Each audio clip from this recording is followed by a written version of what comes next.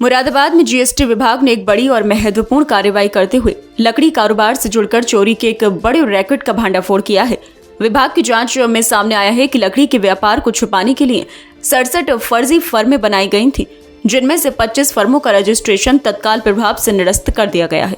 GST विभाग की team ने जांच के दौरान पाया कि ये फर्में मिठाई और कपड़े की दुकानों के नाम पर पंजीकृत थी, लेकिन इनके जरिए करोड़ों रुपए का लकड़ी का व्यापार किया जा रहा था। इन फर्मों का कुल टर्नओवर लगभग 622 करोड़ रुपए बताया जा रहा है।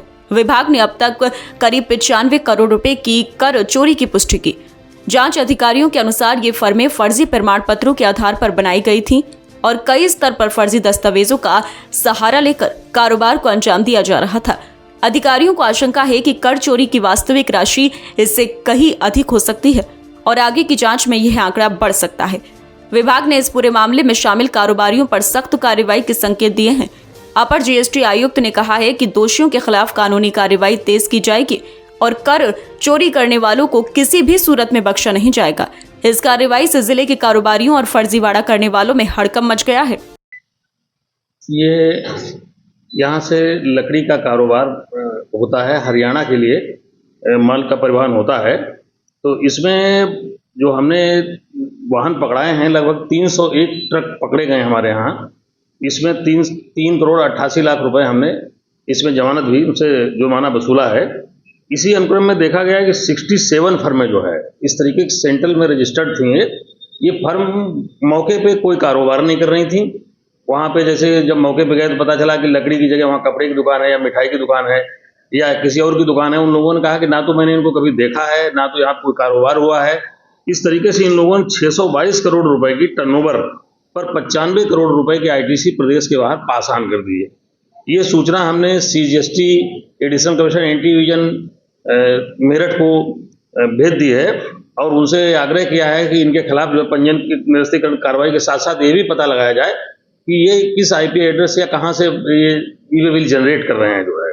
इसी अनुक्रम में रात में एक फर्म हमारे पास थी अमरोहा की, हमें जानकारी मिली थी कि एस गुड हाउस अमरोहा की।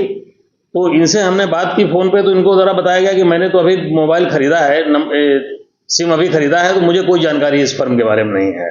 तो मैंने ऐसी 2 गाड़ी रात में पकड़वाई है मुरादाबाद में। वो गाड़ियाँ खड़ी हैं, अब उसमें बुलाया जाएगा, पता किया जाए कौन आदमी है और यदि फोर्जरी पाई जाएगी तो इनके खिलाफ एफआईआर कराई जाएगी। हमारे प्रमुख सचिव महोदय द्वारा भी निर्देशित किया गया है कि बोगस और फर्जी फर्में हैं उनके खिलाफ एफआईआर कराई जाए। हम लोग इस पर विचार कर रहे हैं और जल्द ही इसके खिलाफ जो है सीजीएसटी वालों से सलाह मशवरा करने के बाद जो है वहाँ से एक्शन होगा।